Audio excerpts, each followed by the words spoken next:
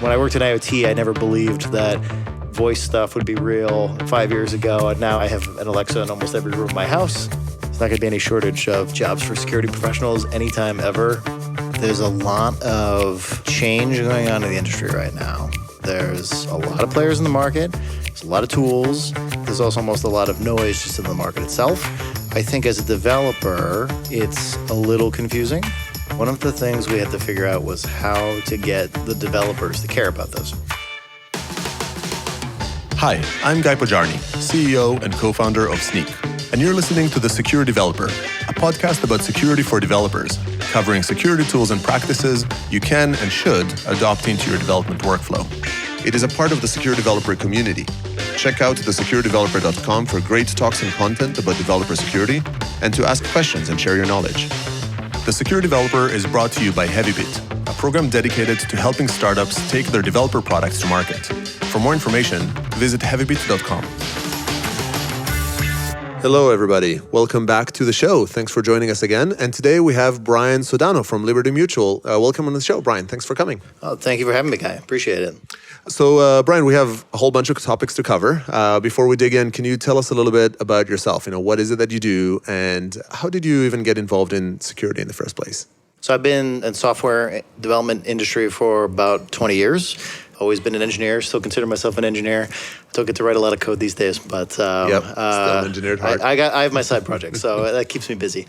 I've always found that security was actually a very important aspect of this. I've watched it evolve over a long period of time, from anything from physical security down to AppSec stuff. Always been part of the process from either, remember 20 years ago setting up servers and physical stuff and worrying about actual physical security, all the way down to now. I'd say I got very into this a few years ago. I worked at a small cybersecurity startup that was actually here in Boston. Okay. Got very involved with analyzing different vendors in the space, static security, pen testing, dynamic security, emerging runtime security market, looking at all of these different aspects.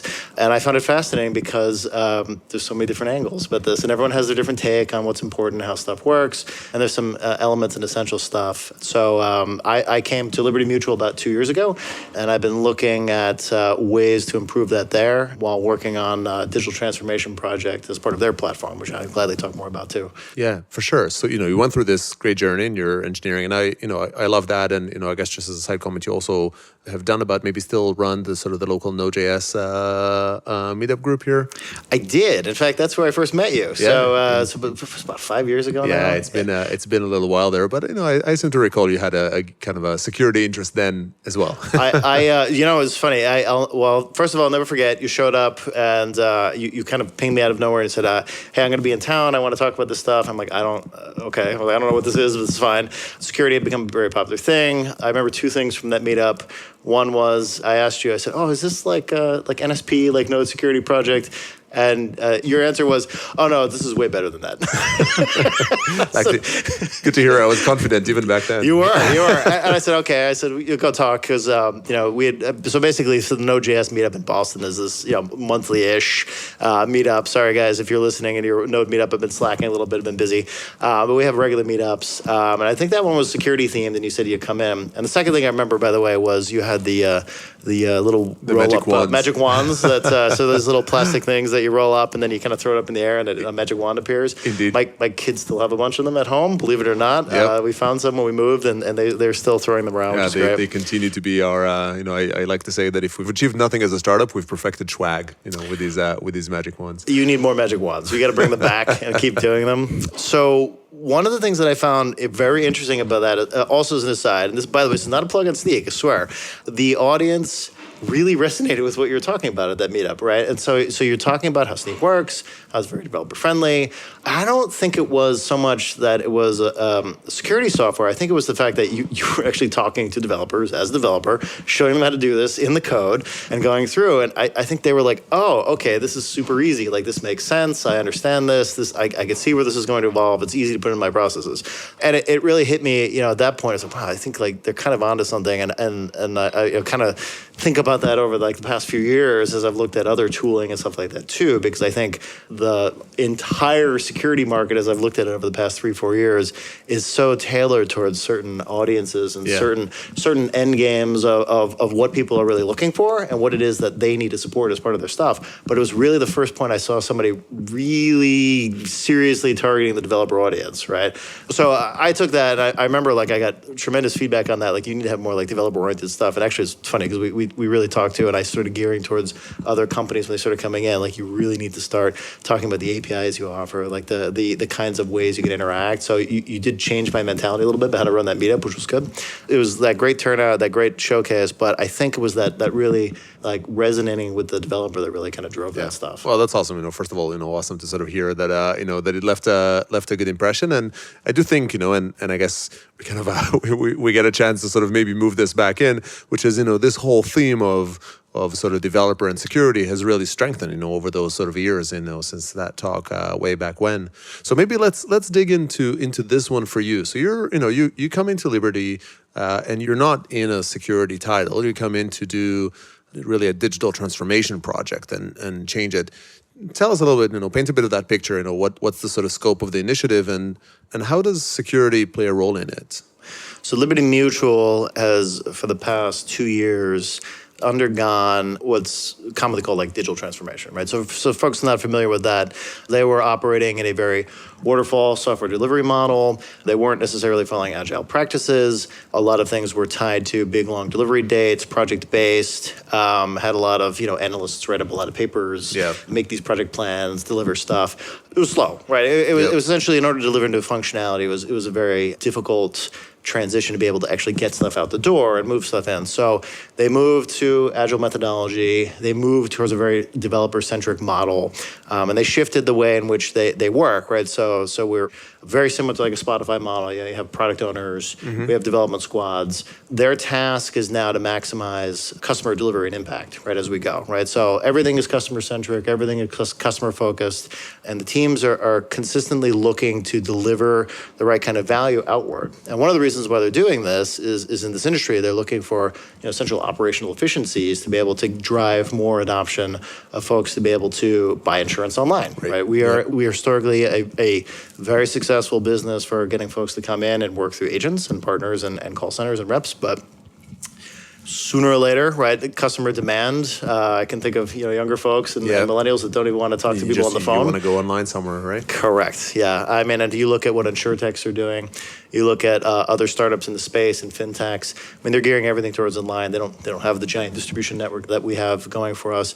So they're making a shift for the benefit to that. So as we do that and as we start to drive through, you look at these different teams that are building that. We have a bunch of teams that are working down here in Boston and up in New Hampshire, Seattle, Ireland, and they're looking at ways in which to engage the customer faster. Now, what's funny is typically most people wouldn't think to engage with an insurance company very often, right? I mean, how often are you going to go do this? So the name of the game is speed to attract them in from a sales point of sale perspective, right? Being able to draw them in. Now, of course, capture some attention. Correct. Now, of course, price matters with this, and there's other factors that go into that. But once you do that, there's also a speed factor and a convenience in I have to deal with my insurance company, right? So I have to make payments. I have to file claims. I want to have payout on what it is that you said you're covering. And so in order to transform those particular experiences, we're developing software super quickly and trying to see essentially kind of in an agile way, like what sticks. Like we're constantly testing and measuring. We're constantly throwing stuff out there. As you can imagine, a lot of this means that stuff is changing all the time. Right? Right. So when you start getting in that environment, and we also embrace an open source mentality, move from a lot of primarily Java proprietary stacks into JavaScript, open source, community, full stack type of full. Sounds like a wholesale change there. It was a very wholesale change, but as we made that change, now you're opening up a nice broad ecosystem, which on one hand is great because you have all access to all these commonly used libraries, and you can not reinvent the wheel every single time. Con is that there could be potential vulnerabilities that are opened up in these particular libraries, as well as new methodologies in which we're deploying software while we're throwing it out into the cloud. And different mixed methodologies of hybrid environment as we move into a new way of working. Right. So what's been interesting and what's been a continuously evolving way in which we've operated is the best way I could say this, is when you have the market teams and the digital group that we're part of continuously pushing out these changes, and they're constantly churning through, and you don't have these big project plans, you don't have these big things anymore that you can hand over to your network operations and your data center folks and say, I need to provision this kind of hardware to go through these things, and here's my security plan. You're just sort of, fluid forwards. There's no gates, there's no review points as much, it's continuous. Correct. It is a continuous change, deployment, everything that has to happen there. So we have to come up with a new way to operate, right? And I would love to say we figured everything out. We have not. We are constantly reevaluating the best ways to operate, both with our security partners, our global cybersecurity group, as well as our SOC, getting the alerts and understanding who's responsible for what. It's interesting. I think the tools that we can introduce from the sort of market delivery perspective to help the really literally the shift left mentality of developers do more have immensely helped to help kind of like shove down those sorts of catching things essentially before they even get off of even developer's machine, right? To be able to understand what kind of library and choices that we use from an architecture perspective. But we're also continuously looking at the best kinds of architecture patterns and practices for deployment as well, right? And how we actually work with our partners. So this is, it's sort of a fascinating transition, right? And you're describing, the change of really everything, really, about how do you operate, and I think you rightly describe this as changing how we operate. If we sort of focus on security, for a moment, you're inside, your title is director of engineering, right? The title isn't security title, and you're describing security activity, and you're talking about sort of shifting left and building those security components in. How, from an organizational perspective, how has security changed, from within the company? Is there sort of a separate security team that's a part of this digital transformation? This like digital Liberty Mutual? Is it the security team that's sort of learning how do they kind of adapt to this new surroundings, security responsibility and edge? Instead of trying to enumerate the options, how is that being handled in that context of all this big change? It is a brave new world in terms of how we're doing this, right? And so a lot of the drive begins with, what is it that we're really doing to the customer, right? And as we keep pushing that, we've had to evolve and understand and have certain people assume certain roles, right? So we have the concept of, we call them solution engineers, or they're more or less like a solution architect, same idea. And a lot of those folks essentially have taken some of the leads from a market and digital delivery perspective, understanding the kinds of risks that we're going to be throwing out there based on what it is that we're making, and whether that be writing shiny new web clients or chatbots or the text SMS interaction, along with our new web apps, and then helping to work on new plans that essentially didn't exist in this continuous deployment model, right? To be able to put together the kinds of checks we need. So, for example, if we have like Sneak as part of our CI/CD pipelines, that now has become our responsibility, because previously we would have thrown this in a monthly release cycle, right? And it would have gone through someone would audit. Somebody would have checked all this stuff and checked all the boxes and said, are you doing all these things, yes or no? When we said we're not doing this anymore, we're going to deploy at will and at demand, we had to come up with our own methodologies to be able to incorporate back into this. So we are taking the lead on this, right? And was that sort of a conscious decision? So like there was sort of this set of, hey, from a compliance perspective, or just sort of, the security policy, here are the things that need to go into a release or whatever sort of, code that got shipped into production, code that touches our kind of the private and sort of personal data that you touch. How will you be satisfying it? Or has it been more sort of the dev team being security minded because it's a different perspective, a different breed? There's the aspect of we chose to go with an open source ecosystem, right? A very popular one too, right? So you talk about full stack JavaScript. So we're sort of on the hook for understanding the kinds of vulnerabilities we're continuously bringing in or potentially bringing in as part of that. There's another aspect where we're trying to figure this out now too. Like I said, in terms of moving into the cloud, you get into sort of a dynamic security aspect. That's been a joint effort between a sort of a centralized security group as well as partners that we have that might be maintaining, say, like a WAF or application firewall, rule sets and scanning that go along with that, as well as bending those rules and modifying them to meet our needs. These are groups that are, these partners are the same teams that would have secured the sort of pre-digital transformation teams, or are these new teams that got formed for this purpose, or new individuals that kind of got tasked with the... They are the same teams that existed, but they've evolved, right? And so they have become a newer set of entity under sort of this global cybersecurity group that exists within our world. And their role is essentially to still take on this sort of centralized security response, an incident management aspect. Right. Where we've had to come together is a newer understanding of the architecture that we're proposing, that we're doing. You talk about things like moving into cloud and serverless. You talk about getting rid of giant monolithic applications that are much easier to manage from a security perspective because it's one spot and everything's there.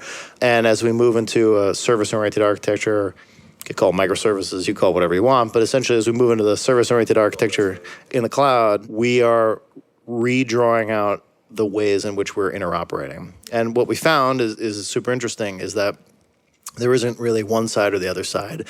There's a lot of shades of gray that go in between both of these sides, right? And there's sort of granular and fine-grained abilities that some of us want to have and not. From a security and centralized security group perspective, they want to know if there's a potential incident or there's a potential problem or if there's a very broad-scale vulnerability and be alerted to it and understand that somebody's going to be looking at remediate it, or whether they're going to be involved, or whether they're going to have to get us involved, everything like that. But there's a lot of fine-grained detail that goes into what we're implementing all day long, and we bluntly speaking, we outnumber them. This is we have several hundred developers in the digital group alone, and over 1,000 developers inside the U.S. alone. The security organization that's centralized doesn't have that many folks, right? It's a much smaller ratio. I don't know if it's quite 100 to 1, but it might be, right, in terms of that size. So how do you operate in this, knowing that the developers are essentially now pushing and changing everything, right, as a growing force and have the capabilities to do this too? Yep. And where do you draw the line? So we've worked to a new model where there's a little bit of the central group and essentially what their needs are, and then there's sort of a group that's evolving under the market level, digital level, like say under me, where we have security champions and we have dedicated folks that are involved in part analysis, part plan, part architecture. It's a little bit of blur, but essentially it'll boil down to procedural, DevOps, automation things, anything that we'd be doing to essentially carry out those checklists. And I think it's just going to keep growing as we keep evolving. So this would be to echo this back, within the digital group, there will be, or maybe there are DevOps entities, so there's somebody there that is sort of more central, but not security dedicated, that focuses on sort of developer empowerment. There's the central security entity that, reasonably has the same concerns regardless of whether it's on, new or old infrastructure. If it's a vulnerability, it needs to be handled. But then, for this new world, this sort of DevOps team needs to take on, or is taking on some more of this responsibility in coordination with the security team. Did I sort of hear that correctly? Yeah, that's about right? Yeah. It's a little bit more split up than that, and I don't need to get into the details of our organization that likes to shift around as things do. But there's definitely needs from, like I said, from that first response perspective, from a global, is this going to be a problem from a customer perspective that we need to really be concerned about, essentially, rolling up to our CISO, versus the roles that we have to help enable the functionality that we're driving and we're pushing, right? So it is a little bit of a self-elected, self-nominated, we have to do this. We don't have a choice, so as we keep expanding this channel. Well, you made a decision to sort of, embrace the technical platforms, or you made the technology choices, and given the fact they're different than past technology choices, you have to assume some responsibilities. It's like, when we have that freedom, we have to pay that price a little bit, right? Exactly. It goes hand in hand. So, you're doing, I think this process you describe is fascinating, and it's probably like similar to many other sort of digital transformation initiatives. What would you say are a couple of your key learnings here? Things that if you look back at the last year or two, you would have done differently, or, after 7 iterations, you kind of hit the right mark. What tips do you have to somebody else going through this same journey to spare them a mistake or two?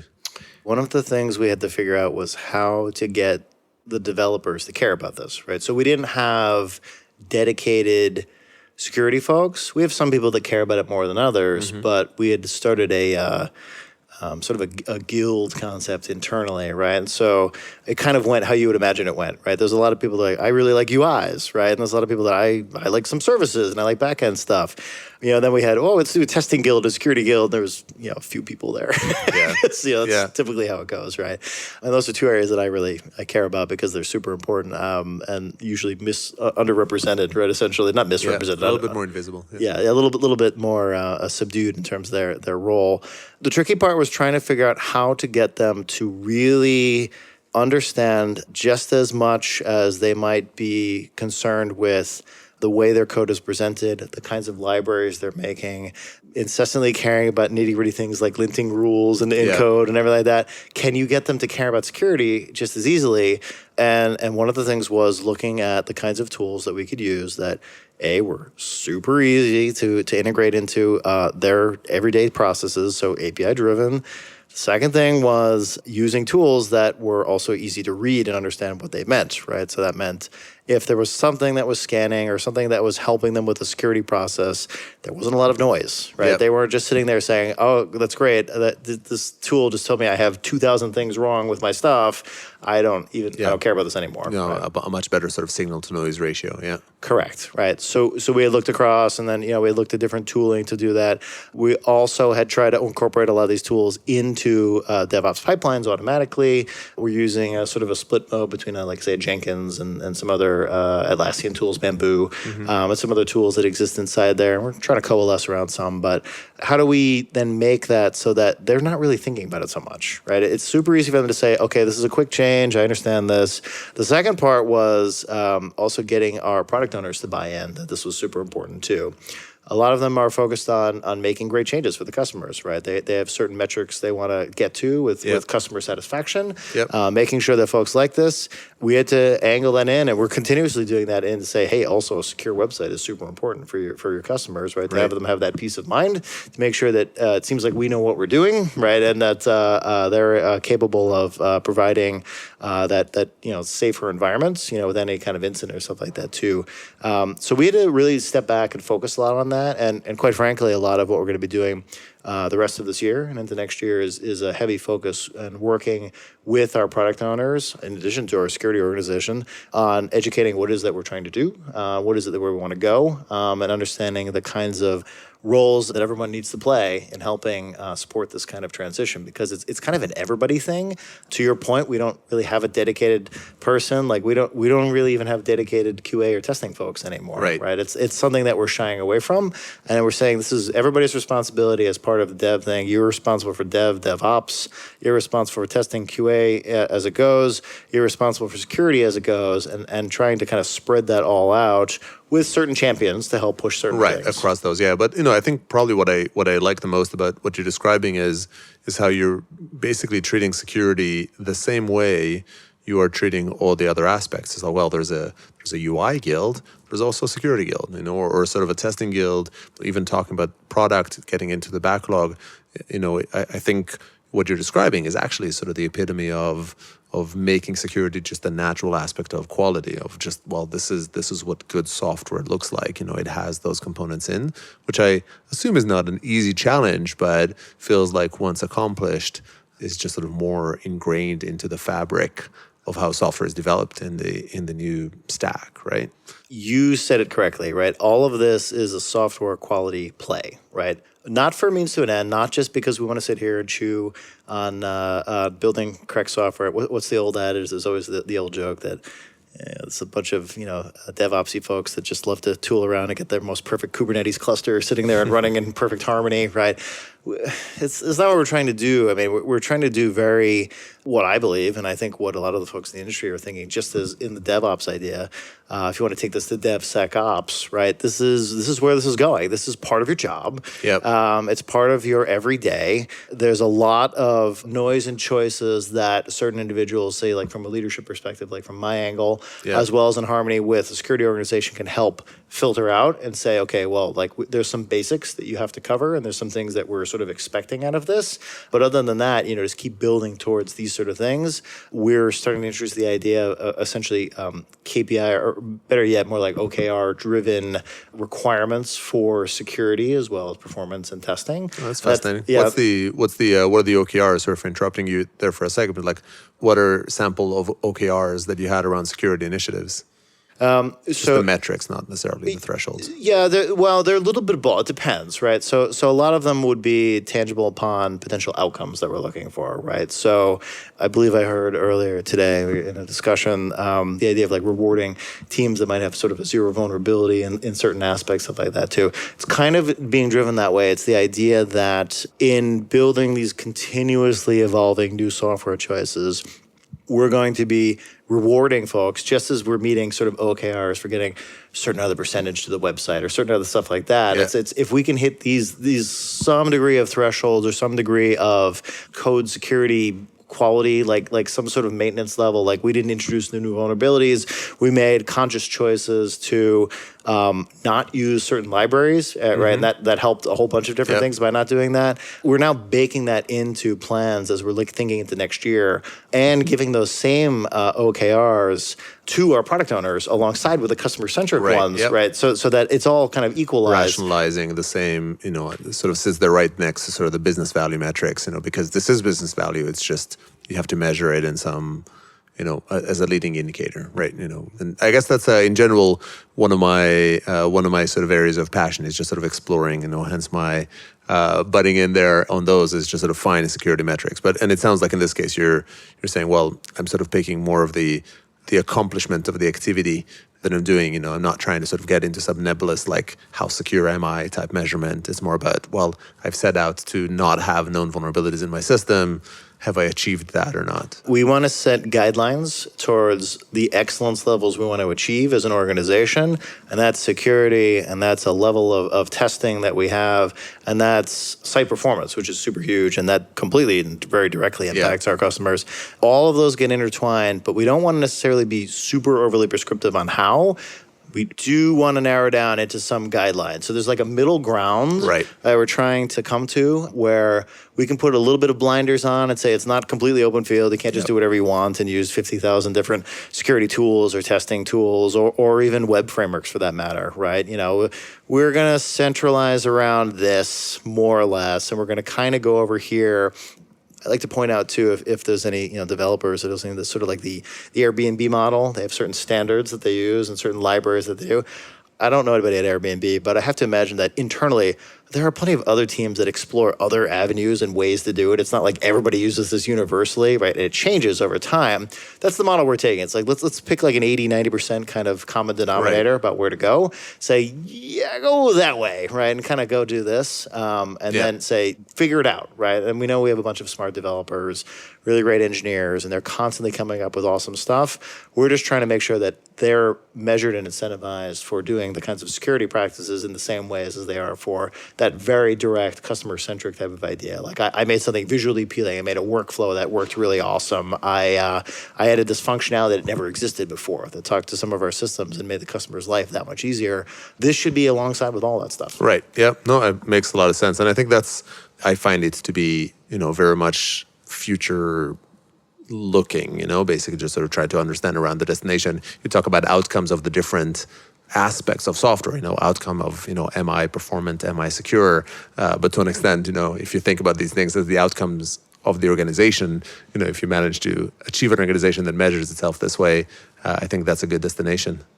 There's a whole bunch of other things we can sort of dig into over here, but I think we're sort of coming a little bit to the end of the time. Before I let you go, I like to ask every kind of guest coming on the show if you have one sort of piece of advice, one tip or maybe like a pet peeve, something people should stop doing, or one tip of something to start doing to level up their security foo.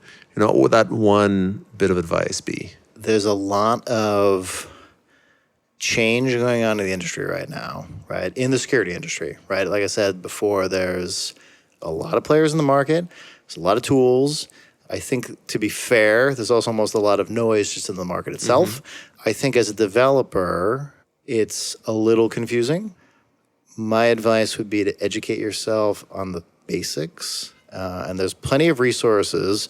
You can go around to almost any. You can go to Sneak's website. You can go to White Source's website, Contrast's website. Everybody has a blog, right? Yep. Everybody's got a blog. And they all do a very good job of trying to describe and understand the kinds of ways that security is handled and ways to segment it. It doesn't take a lot of your time to understand the differences between source code analysis and static application test security, dynamic. I found a new acronym when I was looking this up the other day. It wasn't DAST, it was MAST, which somebody referred to as manual application security testing. And I was like, that's pen test. Yeah, that's free. Yeah. That's about right? But understanding that most of that world, especially from a developer standpoint, is very accessible to them, right? Like the SAST, the SCA, the IAST, even the RASP worlds are very much within their reach. DAST is a little bit different story. I think you're still going to need a bunch of interesting security professionals coming up with ways in which you can kind of hack into successful as can. Yeah, everybody's sites and constantly be churning that out. I think I heard you say recently, I mean, there's not going to be any shortage of jobs for security professionals anytime ever, right? It's sad reality of and it's only, I'm sure there's only going to be more job opportunities in the near future as everything moves more online and we do more things via our phones and our computers and our watches. For all I know, we're anticipating that's going to be a thing probably in the next couple of years. When I worked in IoT, I never believed that voice stuff would be real 5 years ago, and now I have an Alexa in almost every room in my house, so I get it. I think it's just super easy to educate yourself on this stuff, and I think most developers just don't necessarily think it's their job, right? Whereas I think many of them now are in the mode of, I do testing, I do ops, I understand my environment, I get into the cloud. I think there's a next evolution that comes to security as part of that, and that kind of rounds out a lot of most of what's going to become a very developer-centric new way of working over the next decade or two. And you're only going to see more developers keep popping up. Yep, right? That would be a good skill and a good talent to have. So sound advice. Brian, thanks a lot for coming on the show and sharing all this info. And thanks everybody for tuning in, and I hope you join us for the next one. That's all we have time for today. If you'd like to come on as a guest on this show or get involved in this community, find us at thesecuredeveloper.com or on Twitter @thesecuredev. Visit heavybit.com to find additional episodes, full transcriptions, and other great podcasts. See you next time.